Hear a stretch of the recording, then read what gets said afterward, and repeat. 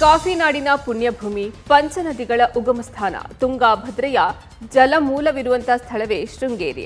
ಆ ಶೃಂಗೇರಿ ತಾಲೂಕಿನಲ್ಲಿರುವ ಕಿಗ್ಗಾ ವಿಭಾಂಡಕ ಮಹರ್ಷಿ ತಪಸ್ಸು ಮಾಡಿದ ಸ್ಥಳ ಪುರಾಣದಲ್ಲಿ ಉಲ್ಲೇಖವಾಗಿದೆ.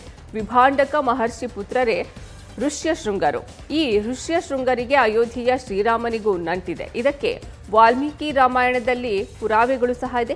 ದಶರಥ ಮಹಾರಾಜರು ಪುತ್ರ ಸಂತಾನ ಭಾಗ್ಯ ಇಲ್ಲದೆ ಚಿಂತೆಯಲ್ಲಿದ್ದಾಗ ವಶಿಷ್ಠರನ್ನ ಸಲಹೆ ಪಡಿತಾರೆ. ಆಗ ದಕ್ಷಿಣದ ಋಷ್ಯಶೃಂಗರನ್ನ ಕರೆಸಿ ಯಾಗ ನಡೆಸುವಂತೆ ಅವರು ಸಲಹೆಯನ್ನ ಕೊಡ್ತಾರೆ. ಆ ಸಲಹೆಯಂತೆ ಋಷ್ಯಶೃಂಗರನ್ನ ಕರೆಸಿ ಅಯೋಧ್ಯೆಯಲ್ಲಿ ಪುತ್ರ ಕಾಮೇಷ್ಠಿ ಯಾಗವನ್ನ ನಡೆಸಲಾಗುತ್ತೆ. ಆ ಯಾಗದಲ್ಲಿ ಅಗ್ನಿದೇವನಿಂದ ಚಿಕ್ಕ ಪಾತ್ರೆಯಲ್ಲಿ ಬಂದಂತಹ ಪಾಯಸವನ್ನ ಕೌಶಲ್ಯಾಗೆ ನೀಡಲಾಗುತ್ತೆ. ಆ ನಂತರವೇ ರಾಮನ ಜನನ ಆಯಿತು ಅನ್ನೋ ಇತಿಹಾಸ ಇದೆ. ಉಲ್ಲೇಖ ಇರುವಂತೆ ದಶರಥ ಮಹಾರಾಜನಿಗೆ ಪುತ್ರ ಸಂತಾನ ಇಲ್ಲದಂಥ ಸಂದರ್ಭದಲ್ಲಿ ಈ ಋಷ್ಯಶೃಂಗರ ನೇತೃತ್ವದಲ್ಲಿ ಅವರ ಆಚಾರತ್ವದಿಂದಲೇ ಪುತ್ರಕಾಮೇಷ್ಠಿ ಯಾಗವನ್ನು ನೆರವೇರಿಸ್ತಾರೆ.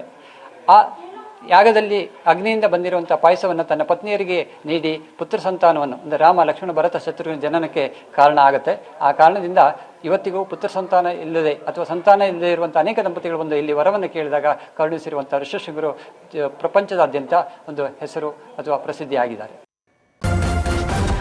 ನ್ಯೂಸ್ ಫಸ್ಟ್ ನಿರ್ಭೀತಿಯಿಂದ ನಿಮ್ಮ ಪರವಾಗಿ.